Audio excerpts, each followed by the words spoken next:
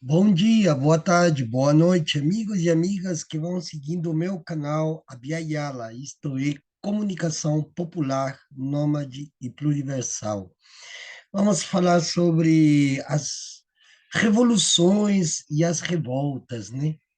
E hoje eu vou citar eh, a grande revolução de 1791 que aconteceu no Haiti, né? Uma revolução negra, uma revolução originária também, né? E quando nós falamos de povos originários, é muito bom estabelecer uma base na qual sejam identificados os sujeitos da revolução, os sujeitos que fazem, aqueles que estão assujeitados na revolução, na esteira da revolução, inclusive nas suas bases, nos seus fundamentos mais profundos, subreptícios, se se quer, sobre revoltas, insurreições, revoluções. Sempre se pensa que as revoluções são brancas, Revolução Francesa, ou a própria Revolução Tecnológica, a grande Revolução Gloriosa da Inglaterra, revoluções brancas.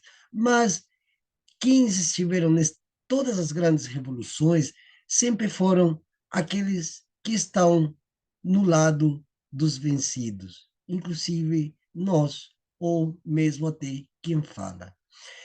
As atrocidades cometidas pelos emissários da civilização na América não foram mais que atitudes talvez necessárias para manter uma certa ordem. Mas quando são os povos, os vencidos, que ousam cometer algumas atrocidades contra os brancos, se dispõem a serem percebidos como sinônimos de barbárie. Assim, o Haiti ousou combater e vencer o branco europeu, que sua cultura fundamenta-se em uma religião de ritos pagãos, paga um alto preço. Boa parte da existência da República do Haiti foi sob a ameaça de submissão nas diversas ocupações, e a violência e o horror, aparentemente únicas formas de reação, foram as imagens mais propagadas no mundo. Toda vez que uma sociedade humana parece interiorizar a violência como modo de ser, ou modo de uma identidade, de uma identificação, parece ser que a violência é sempre da barbárie. Com efeito, a cada crise, a cada encruzilhada de sua história, volta com mais força o fantasma da violência através do antigo slogan da ata da independência do Haiti: Couper Bucaí, cortem a cabeça, queimem as casas. Claro que isto não quer dizer de modo algum que os haitianos tenham por hábito fazer elogios à violência, ou que tenham uma ligação particular com a mesma.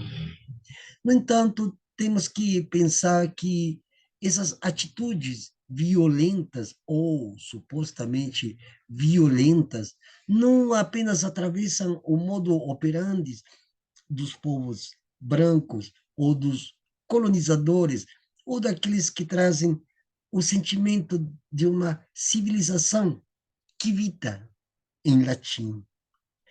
Também há outros setores da população, dos grupos, das identidades, que cansadas, já fustigadas, enfastiadas de tanta perseguição, tanta violência, também decidem acometer certos atos que propulsionam o motor para aquilo que nós denominamos como conceito e como originalidade dentro da gramática, a violência. A violência e o Estado também eles são vão juntos, ou pelo menos vão tomados das mãos como velhos enamorados, num certo idílio, num certo romantismo. Mas lembremos que a grande revolução de Haiti, que quem levou adiante essa grande revolução foi nada mais e nada menos que Jean-Jacques Dessalines, né? Que era uma espécie de eh, era um filho daqueles que vieram da França da vida e decidiram embarcar numa nau sem rumo, sem velas, sem remos, em direção ao progresso, ao desenvolvimento, à expansão, à exponenciação de forças motrizes que derivam sempre em angústias, dores e sofrimentos. Lembremos que o capitalismo nasce com o furor da sangue, nasce no meio das lágrimas, nasce no meio do fogo. A partir daí, Haiti se torna um lugar de barbárie e de terror. Lembremos o dia 12 de janeiro de 2010, um terremoto de grau 7,3 na escala Richter atingiu o Haiti. O epicentro do tremor foi em Port-au-Prince, capital do país, matando ao redor de 300 mil pessoas e ferindo milhares, criando um grande número de desabrigados, desalojados e toda essa parcela importante de infraestrutura habitacional, governamental, prédios, casas, edifícios, tudo foi reduzido a escombros, né? Um dos países mais pobres das Américas. Bom, a partir daquele acontecimento, o mundo começou a virar seus olhos para essa porção quase que ínfima de uma ilha do Caribe que ainda divide essa porção de território com a República Dominicana. A mídia internacional noticia constantemente as terríveis e devastadoras imagens que assolam as ruas de Porto Príncipe, uma comoção mundial. Governos, celebridades, artistas, até jogadores de futebol, já que estamos em clima de Copa, com muita picanha e ouro, carne e ouro. Que melhor símbolo, inclusive, para definir o que foi os 522 anos de massacre no território de Pindorama, Brasil, ou os 530 de Abya Yala, América, ou América Latina, desde 1492 em adiante.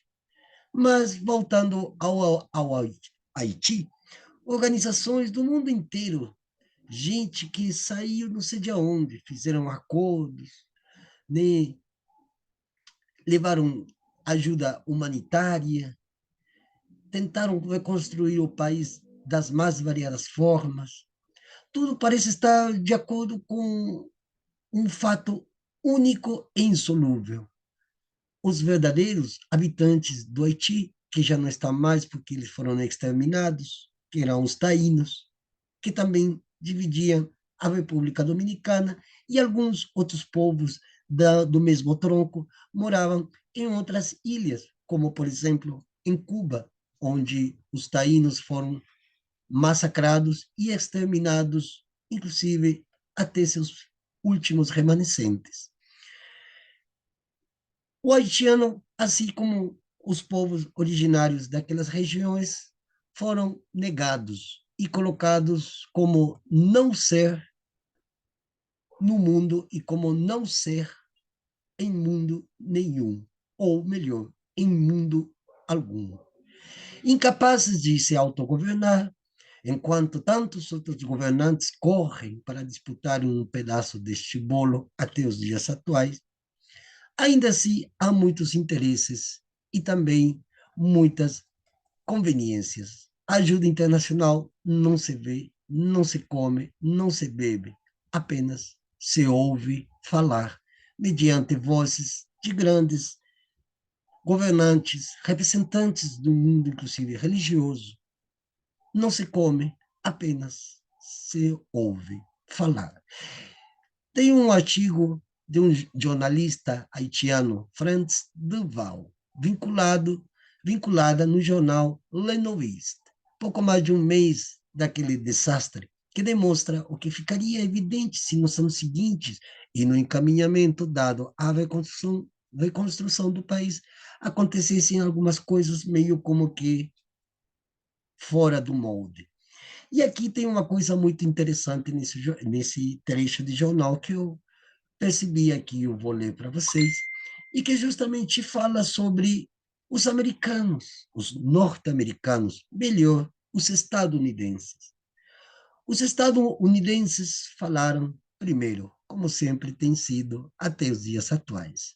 Nas primeiras horas após a grande catástrofe, o sismo, os dominicanos, vizinhos que compartilham a ilha com o Haiti, chegaram logo com pompas e festas. Colheram pequenos benefícios que terão grandes impactos, inclusive na sua própria economia. Surgiram então essas vozes de países como a França, Canadá, Cuba, Venezuela e até o próprio Brasil, que enviou um exército de ocupação para o Haiti. Em seguida, o resto do mundo, cada um com sua pequena ideia para plantar sua bandeira, girar as câmeras e tirar fotos, fazer selfies. As equipes de resgate fizeram um trabalho admirável, os médicos também, os militares. Nunca saberemos a sua verdadeira função. Quanto à imprensa da catástrofe, teve sua conta de scoops, enquanto os estertores dos agonizantes e o pranto dos familiares iam se misturando, a comunidade internacional acertava as suas contas. A França protesta contra o controle do aeroporto pelos americanos. O Brasil ameaça fazer as malas se os Estados Unidos ultrapassarem seus soldados da missão da ONU. O presidente Hugo Chávez e seus aliados denunciam o total controle americano sobre o país, sob o pretexto do desastre. Os americanos mobilizam homens, materiais, stars e milhões para uma operação às portas da Flórida. Na verdade, aqui, os haitianos não se preocupam nem um pouco com toda essa dança pouco diplomática em torno de seus cadáveres. Querem ajuda, todas as ajudas possíveis, em todas as áreas. Tem se preocupado pouco dos esforços franceses para levar para fora mais crianças a adotar a mais rapidamente possível. Nada preocupado das ofertas, sem disfarce do Canadá, que esvaziam o país dos seus recursos humanos, para o Canadá se manter como primeiro mundo. Permanece-se cético diante das miragens que muitos países africanos fazem brilhar aos olhos dos amantes de aventura, muito menos sensível às reservas da esquerda sul-americana acerca das segundas intenções do ex-presidente Barack Obama. Até as crianças roubadas pelos americanos não têm causado escândalo. Todo mundo é livre para vir, nos ajudar e tentar de passagem tirar seus marrons de nossas ruínas. Em uma prática habitual neste país, 1000 vezes conquistado, pilhado, subjugado, contido, sitiado, assistido, feridos, espancados, moribundos, incapazes de realizar qualquer batalha. Isso não quer dizer que não tenhamos visto, ouvido e entendido. Pois é, meus amigos, minhas amigas, a grande revolução do Haiti não foi apenas um grande triunfo, também um episódio trágico que, junto com os terremotos que já houveram ontem e outras épocas, é possível perceber o terrível que é acompanhar o povo haitiano desde a tal da fundação do Haiti, feita pela colonização francesa, que séculos depois decidiu abandoná-la ao léu das inconveniências. Um caminho de volta para o Haiti talvez seria uma nova insurreição, e isso está acontecendo. Há 2 semanas atrás, já teve mais uma greve geral no Haiti, que devem desde os programas de 2010, programas no sentido tal qual fala o Daniel Quinn, sempre o Estado gestor ou a organização não governamental como gestora, ou ajuda humanitária, que também é uma forma de gestar algum recurso vindo do Estado e que depois irá solventar algumas lacunas que ficam nos estados que dizem ajudar aos países que eles mesmos ajudam a destruir muito mais e pior do que qualquer terremoto. Aliás, muito mais e pior do que um terremoto e pior do que uma revolta de negros contra os brancos. Mas as raízes de abjeção ao povo haitiano encontram-se na história. Lá atrás, na escravidão, foram submetidos os seus ancestrais, mas, acima de tudo, na ousadia de romperem com as correntes dessa experiência trágica, transformou aquele homem trazido à força lá da África para a América em mera mercadoria. Desde então, negou-se-lhe a condição humana. A Revolução Haitiana foi um evento nunca antes visto na história das Américas. Quer dizer, em nenhum país desse continente os negros tinham ido tão longe na ruptura contra uma ordem estabelecida. Mas isso foi inaceitável. Para quem? Para o grande império. A escravidão na América foi uma experiência que ainda é rescaldo dessa terrível experiência do passado. E, como toda experiência do passado terrível, gera traumas, feridas profundas, não apenas aos que têm sido vítimas diretas, inclusive aqueles ancestrais, também aos seus descendentes e a toda uma sociedade envolvida. Em nossos dias, muitos movimentos populares buscam a defesa dos direitos dos afrodescendentes e a devolver-lhes a dignidade roubada. Melhor, reparação histórica para os remanescentes, assim possam reverenciar tranquilamente ou de uma forma mais serena os seus antepassados que foram tirados à força da África, desde a África. Assim como também deveria haver uma revisão da história da escravidão nas Américas, e se faz necessário, e já temos bons exemplos de estudo, mas quando se trata de literatura de testemunho, pouco se encontra os relatos da escravidão pela voz dos que sofreram. E até mesmo fica difícil que eles possam encontrar os seus ancestrais. Mas algum dirá, sim, eu sei que viram do Congo, mas não temos documentação e não temos acesso a essas documentações. E pior, não há condições econômicas de ir até o Congo e tentar rebuscar entre arquivos empoleirados onde as verdadeiras famílias daqueles que ainda sofrem essa subjugação vieram à força de cadeados, correntes, cruzes, espadas e pestes. Mas depois de todo esse circo de abolições de escravidão, da qual o Brasil também faz parte, né, os ex-escravos, ou aquele que foi escravizado à força, mas foi-lhe negada a sua voz e os mantém subjugados a ideologias dominantes, quase sempre eurocêntricas. Ou, como se diria, a exploração do homem tem seu esteio no arrancar-lhe a palavra, emudecê-lo e reduzi-lo a nada. E assim facilitar o mundo, impedindo ao outro a palavra que foge a possibilidade de sonhar outro destino diverso. O próprio escravo e o próprio silêncio, a voz e, e aquele que acolhe a voz alheia reduzirão-se ao silêncio até matá-los. O testemunho vem em oposição a esse silêncio, porque o testemunho coloca a oposição como um posto de mando contra o posto de mando de um discurso oficial do Estado e as repressões institucionais. Na América Latina, está cheio de testemunhos que surgem, mas que são apagados constantemente. Chamem-no Haiti, chamem-no Bahamas, chamem-no Venezuela, chamem-no Brasil, chamem-no Argentina, Chile. Quem fizeram as grandes revoluções independentistas no século XIX silenciaram atrás dessas revoluções, desses movimentos, dessas dinâmicas, silenciaram e subjugaram e até inclusive aniquilaram milhões de outras vozes.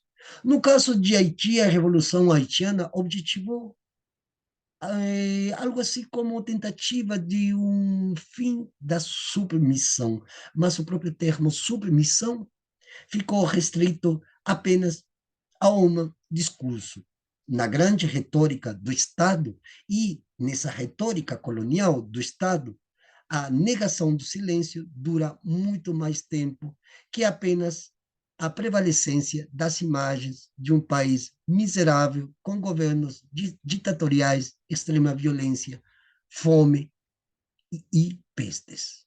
Até os nossos dias, muitos manuais de histórias utilizados nas escolas do Brasil omitem a Revolução Haitiana, assim como omitiram a primeira Revolução Indígena, que, por incrível que pareça, ou quase uma coincidência, aconteceu também na mesma, no final do século XVIII. Em 1790, havia conseguido o grande Tupac Katari juntar camponeses, indígenas, remanescentes para uma grande rebelião contra a dominação dos exércitos realistas. Realistas porque faziam parte das monarquias reais da Espanha, de Portugal, da França. O Haiti, então, como colônia francesa, chamava-se Saint-Dominique e era a joia do Caribe para os franceses, assim como para os espanhóis e também para os portugueses. Mas nas guerras de disputa pelas terras americanas, a França preferiu ceder o Canadá à Inglaterra, sua filha adotiva e a mais querida.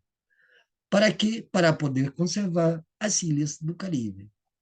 Então, as maiores produtoras de açúcar do mundo estavam no Caribe. E não nos esqueçamos que também eles colonizaram outras ilhas, como São Luís e Martinica, Guadalupe, e também tiveram pé no que hoje nós conhecemos como Aruba. Nessas revoluções inglórias, nada mais que despertou o grande terror dos senhores de escravos. Se perderem suas propriedades, não haveria um Estado para ressarcir suas perdas. Né?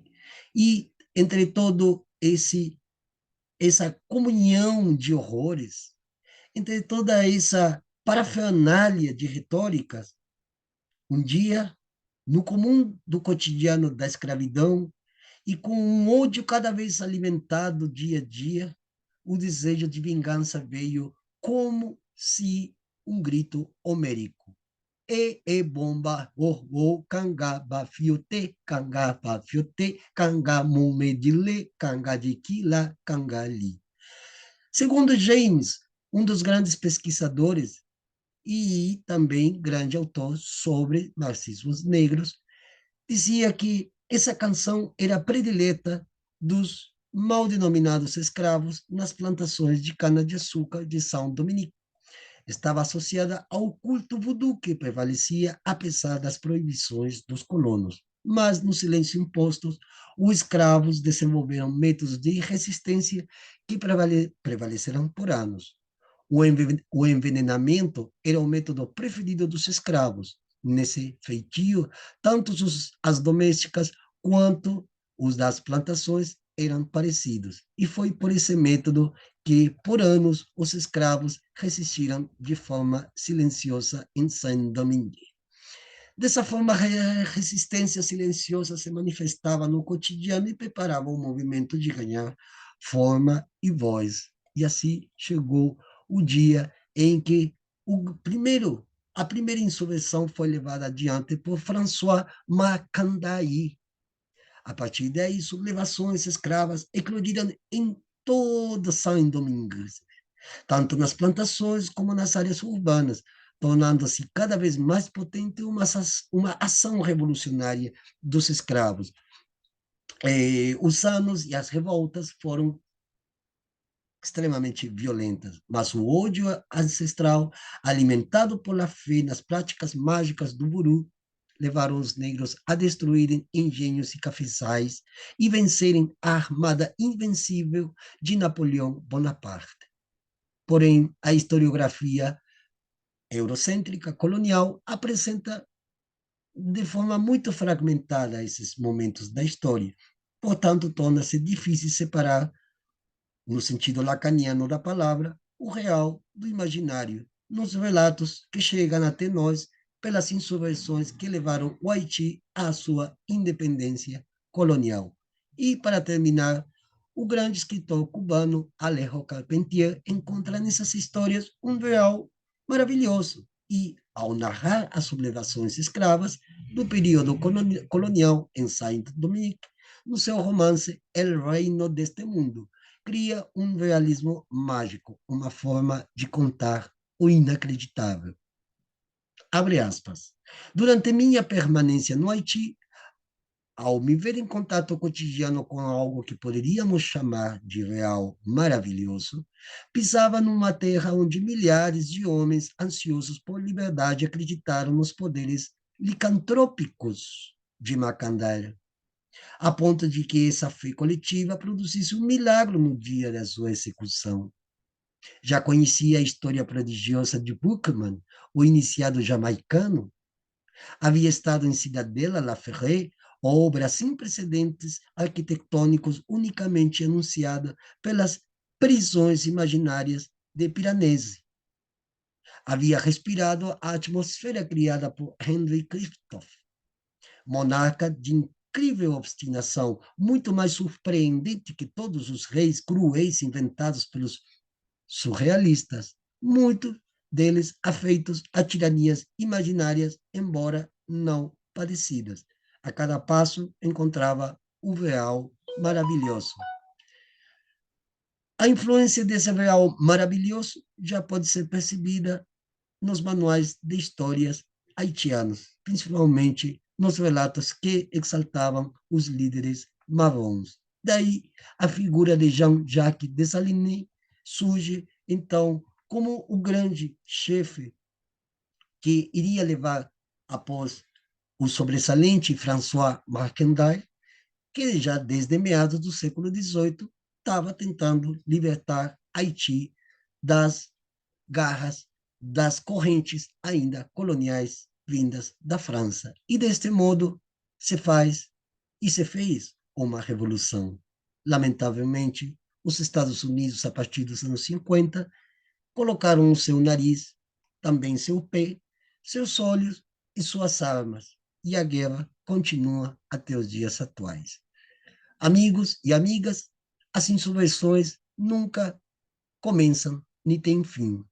Uma revolução, como eu falei no vídeo anterior, sabe? Revoluções e revoltas. Uma grande revolução, pequenas revoluções. Grandes revoltas, outras pequenas revoltas. Isso faz com que nenhuma rebeldia tenha início, meio e fim. Quer dizer, está muito fora e bem longe da arte poética de Aristóteles. As grandes revoluções não utilizam o tempo linear nem o calendário gregoriano. Eles estão em todo momento e em todo lugar. Basta acender a faísca e veremos que o fogareiro cada vez está consumindo a palha seca desta civilização. Muito obrigado, boa noite.